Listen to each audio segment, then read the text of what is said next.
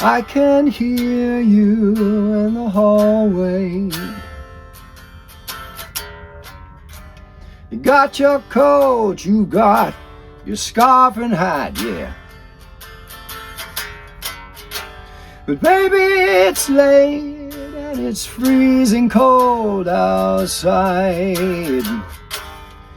You don't have to go and face all that, yeah.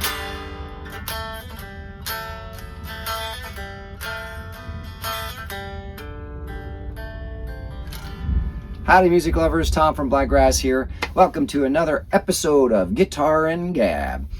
So today we're going to be talking about leaving Texas and the preparation that it takes for that, and some, of course, exciting news that I'm happy to repeat, new songs that are on the way out. They're just about to be released. So let's get right to it.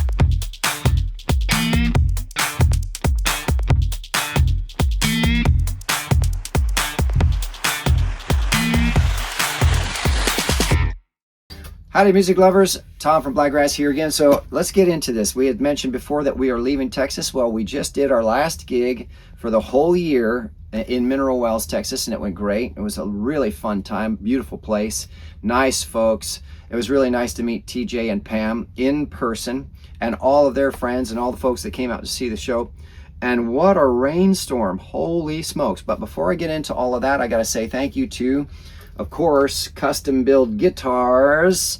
This is Josette, and she is a beauty. This is a one of a few, I think like 15. I think he made something 15. Like that. And she is just a showstopper. When I put her on, boy, people stop and they take a look. But also I've got my custom build t-shirt on. This is straight from the hands of Mr. Vaughn Shannon himself, right out of Austin, Texas. So thank you so much, Vaughn, for taking good care of the girls before we left Texas. They are playing amazingly. And of course, Josette is, as always, just as brilliant as always.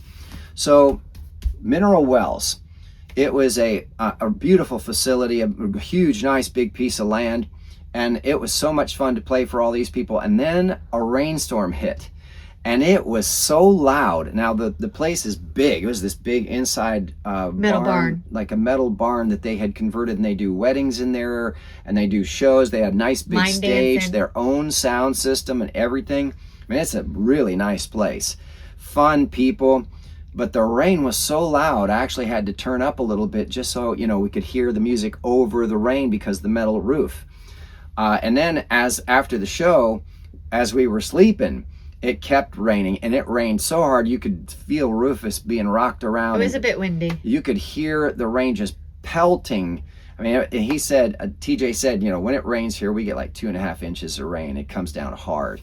And he was not kidding. So when we parked, we actually decided to stay the night instead of driving in the rain.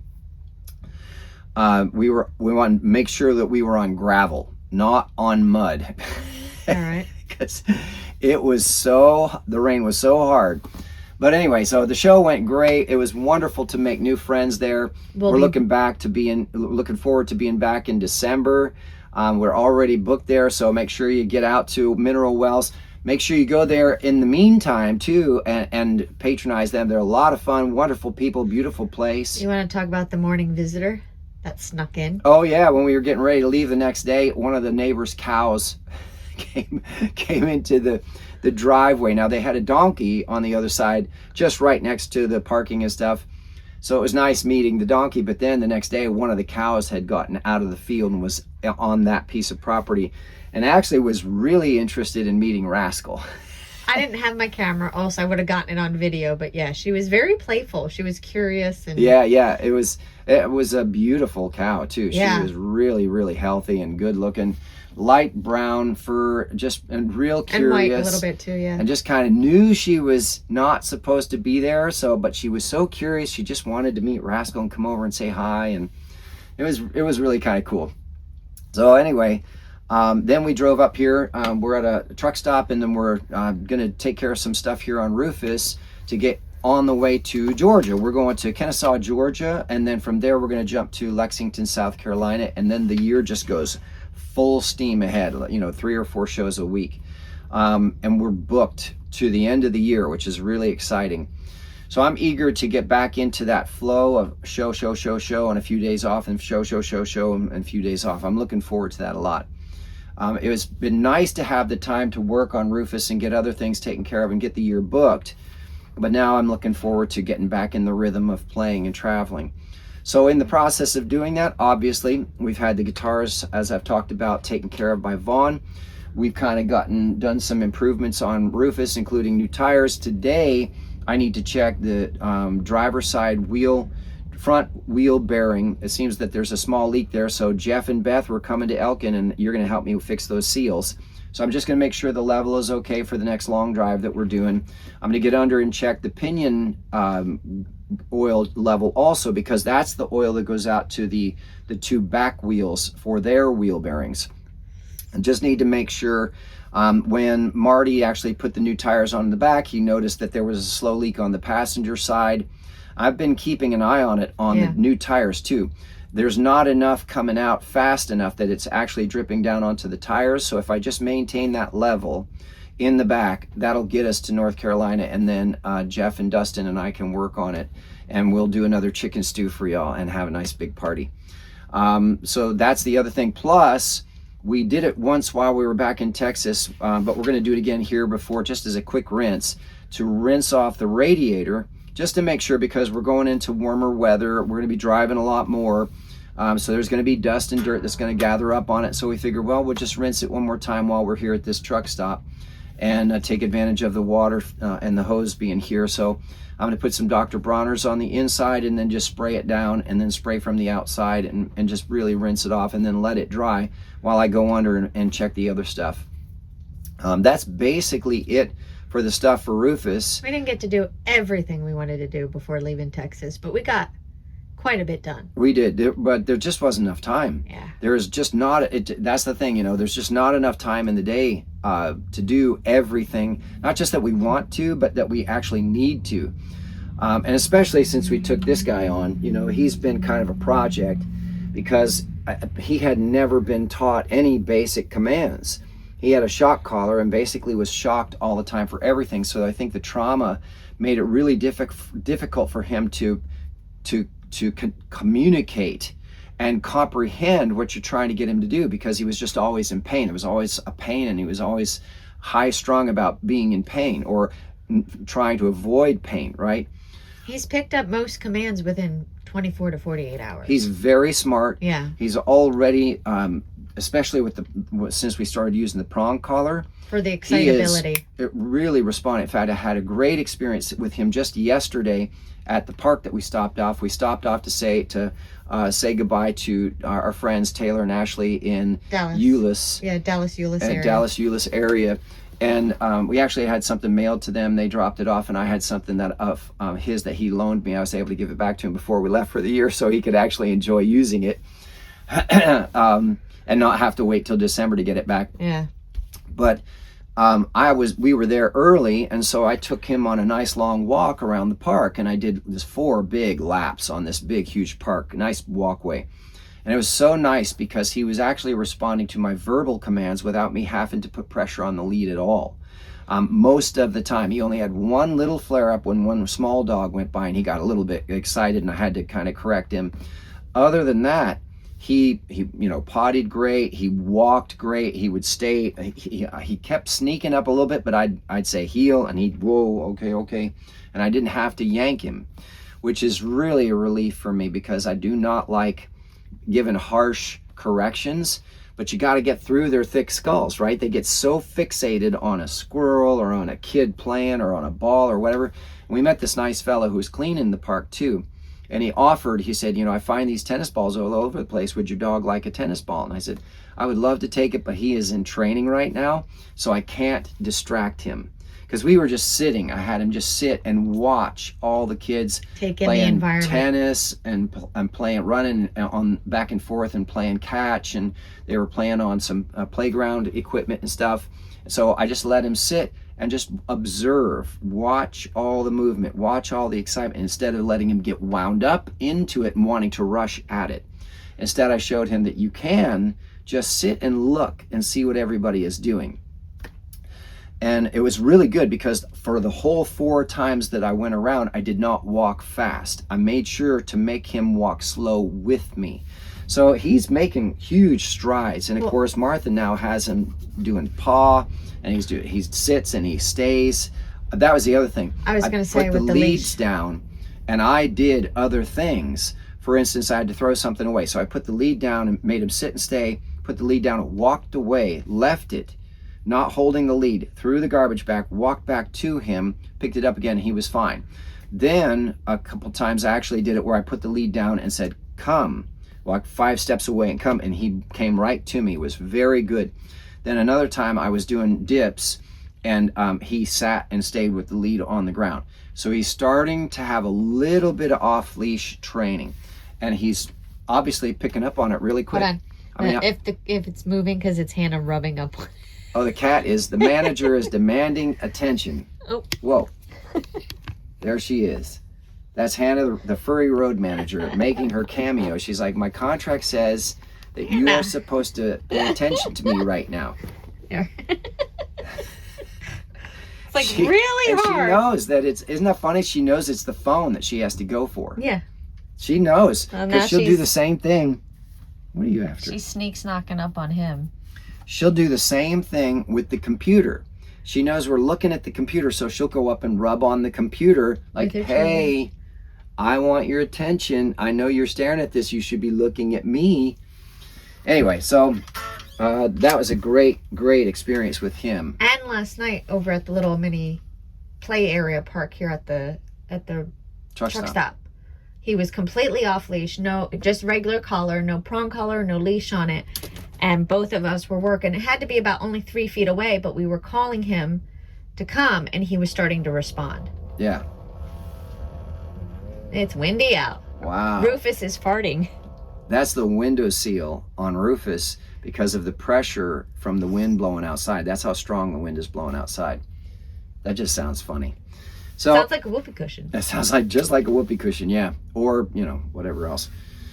So there's that's going to be basically today, and then once we're done with that, the finishing touches on Rufus basically for this leg, we will get on the road and we will drive about 3 hours? 3 to 5-ish, depending on how far we can get. Well, if we can get further, then we'll probably do 5. I'll probably get 5 hours of driving in today. Because it's Sunday, and it's also Easter. So the roads won't be busy. We're not seeing any friends or family. We don't celebrate most holidays, so it's drive day. Right. So we're going to cover a lot of ground. Because we got, 8 hours? 8 hours to get to Kennesaw? About 8 to 9-ish, depending on. So if we do, because we don't have to be there till Wednesday. So if we do, 4 or 5 hours today, then the next couple of days will be half or over half of the way there. Then the next couple days, Monday, Tuesday can be a couple hours and no big deal. And then we'll be right on top of Kennesaw. So that's the plan. But basically, and then of course I want to mention again, we have 2 new songs coming out this month. And I'm very excited. Let's clarify, April. And I'm very excited to say that because it's been a while since I've been able, it's been a while. I was waiting for you to do it. Since I've been able. Which influenced the new song that you're working on. It Dear Lord, did, Baby yeah. Jesus.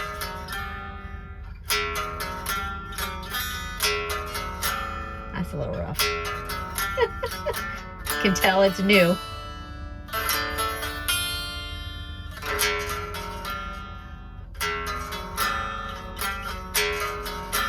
It's gonna be cool. All right, so the 2 songs that are coming out, I'm excited because it's been a while since I've been able to plug in and really work on the computer because these songs have been being played live. The one though, Alabama Bam Bam, is the newest song, really. Least newest played out as well. You've only played it out. Say that 5 times fast. Yeah. Least newest played out. Yeah. Least played out. Newest lead. Don't hurt yourself. I think you've only played it out about 4 times. So it's brand spanking new. But I wanted to have it released so that we could play it in Alabama, especially for the May Day 6th annual festival, which is going to be in Tuscumbia, right down the street from Muscle Shoals. That is so cool. And I had that song written and was playing it out before I even knew that we were going to be playing that festival with Lisa. So, plus I know Dave is looking forward to it. Dave and Robert both from the Tuesday Lives. They're looking forward to it. So I wanted to have that out so everybody could hear it. And every time I've played it now, it has been a huge hit. Well, on Tuesday Live, which it was releasing on April 14th, which is a Tuesday. So that night on the live, you'll be able to officially play it on acoustic. Yeah, that's right. So that's what I did. I didn't even realize that it was going to be a Tuesday night. So be able to celebrate the release of. So that's the first song, Alabama Bam Bam. It'll be out on April 14th, and we'll be doing a Tuesday night live. So we'll be able to celebrate it with everybody at the same time, which means I could finally play it on the live. I can't play these on the lives until they're published and protected. So then the next song will be on the 28th, just 2 weeks later, which is All the Way. Now that one has been out longer. Well, you've been playing longer. That is more of a rocker, like a classic rock, type of feel. And it's got this really cool part in the guitar set. Oh man, it's so much fun to play it. And then the solo builds up. And it just goes into this really cool solo. So All the Way is coming out on the 28th. And if I'm not mistaken, that would be a Tuesday also then, wouldn't it? Both are Tuesdays, yes. So then by that day, that live, you'll be able to play that one as well. Right. I'll be able to play it and sing it. And that's a fun one too, because it's kind of a mixture of T-Rex meets Alice in Chains, plus a little bit of that, because the solo is built the way it is, it's kind of a progressive. But also, you know what, Bill and Jill at Texas Legato Winery, Bill said that sounded like some Jerry Reed in there. And I wonder if this also was that because that's kind of a country lick there. That's all major pentatonic and such. And it is the hybrid picking. It's not the claw like Jerry, but I appreciated that. And I love Jerry Reed. And one of my favorite songs by him is Lord, Mr. Ford. And Bill had never heard of it. It was really weird that he never heard of it. So there you go. We're going to have 2 new songs out this month, and I've got a bunch more that I still have to finish recording too. So those are going to be coming too, because we'll have more time for me to plug in now that the year is booked. I'm still working on getting to that 100. I've only got a few more to go before I hit the 100, but we'll get there. And we got all year to make it happen too, so it's going to be really easy. We'll probably go way past 100 shows this year. Depends on certain things. So we're in fact, we're already starting to look at strategizing for 2027, because there's so many places that we want to play. We miss all these friends that we've made in other states that we couldn't hit this year.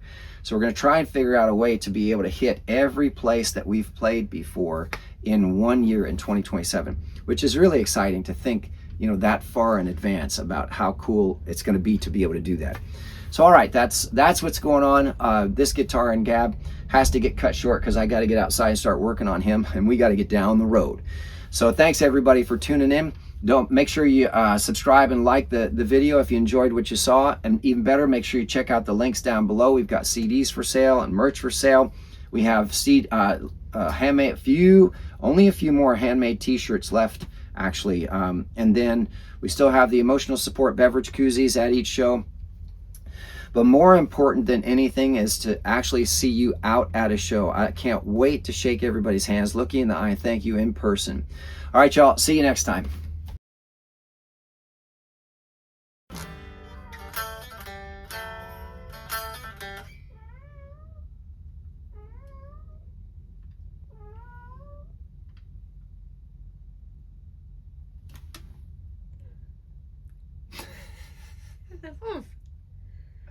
She wants to play now. I played earlier with her too. Don't look at me.